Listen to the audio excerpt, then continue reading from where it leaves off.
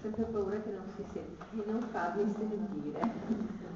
Allora, prima di tutto volevo ringraziarvi di essere qui e a condividere con me questo momento veramente bello e importante. Poi volevo ringraziare tantissimo le amiche dell'associazione Se la Luna che veramente si danno da fare per renderci questa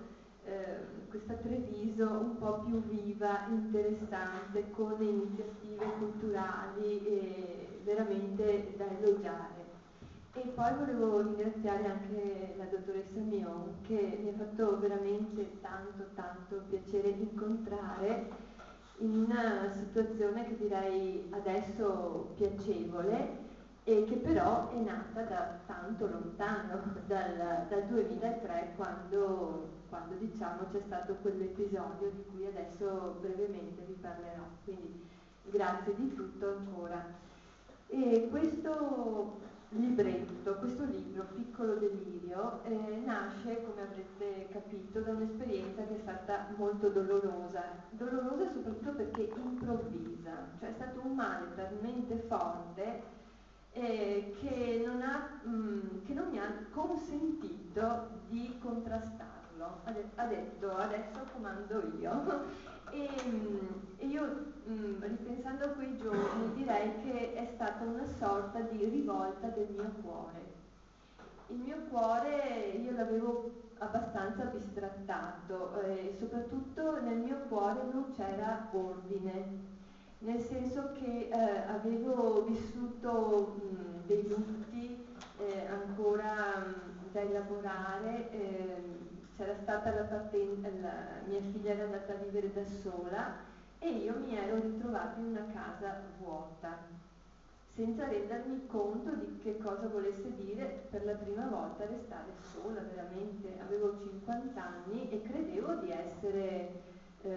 pronta e felice di questo passo di mia figlia. Dicevo, finalmente è diventata grande, se n'è andata. E in realtà io avevo chiuso il mio cuore per non sentire dolore, per non sentire forse anche il peso della solitudine, per non fare anche certi bilanci. Avevo cominciato a chiudermi in un giardino sempre più stretto, magari tralasciando di chiamare delle amiche, tralasciando di coltivare delle amicizie, e pensando forse di poter bastare a me stessa o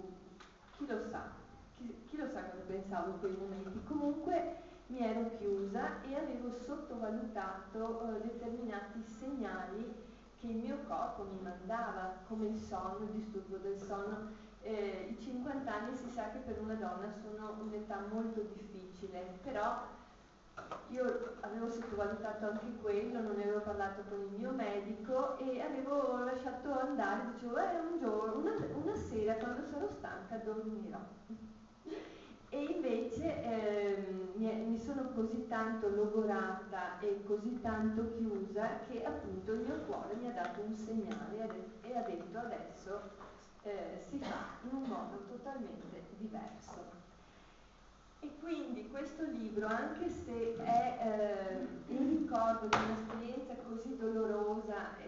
del ricovero, che è stata veramente un'esperienza traumatizzante, è anche per me un inizio, un nuovo inizio. Durante quel ricovero così doloroso io mi sono confrontata, più che altro sono stata anche un po' costretta a confrontarmi con il dolore di tante altre donne e ho anche apprezzato la solidarietà e la condivisione che in quelle camerette di ospedale facilmente si creava.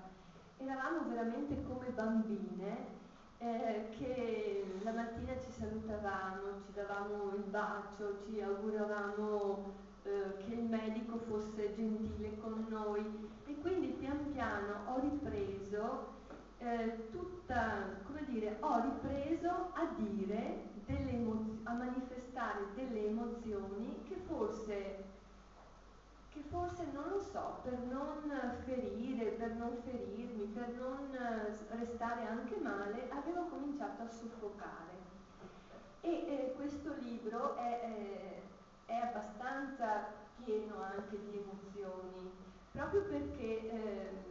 la mia seconda vita, come io la chiamo, vuole essere all'insegna di questo, cioè il recupero delle cose non dette, delle parole non dette, perché l'emozione è quella che ci tiene vivi. Le emozioni taciute, soffocate, sono quelle che poi dentro, che poi ci rendono muti effettivamente, e ci impoveriscono, ci seccano. E allora pian piano, con una strada che è stata molto difficile, ho provato a riprendermi le mie emozioni e anche a non avere vergogna di testimoniarle. Devo dire che un po' il libro, un po' il foglio mi ha aiutato moltissimo, perché il foglio è come un amico a volte, che accoglie quello che magari a voce subito non riusciamo a dire. E però insomma con questa complicità in qualche modo io ho voluto, e sto ancora imparando, ma ho voluto cominciare a imparare a fare proprio questo, a vivere di più col cuore in mano e a capire che bisogna coltivare le nostre anche piccole aspirazioni, i nostri desideri, cioè le nostre passioni non vanno soffocate perché magari improduttive, perché non c'è il tempo, perché gli altri ci richiedono sempre altre attenzioni. La via per stare bene per me, per esempio, è stata anche dare valore alla scrittura, che io sì, mi piaceva, però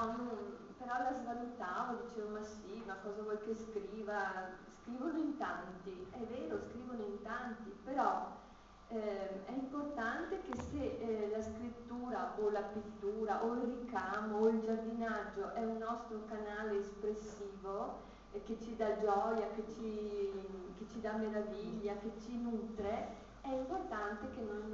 non lo sottovalutiamo, perché altrimenti prima o poi ci presenta il conto. Ecco, io spero insomma, di aver detto le cose a cui tenevo di più questa sera, cioè le cose che volevo comunicarvi, e se poi ci sarà, vorrete farmi anche delle domande che nascono appunto da questa tematica, oppure dei discorsi, dalle parole che avete sentito, sarò ben felice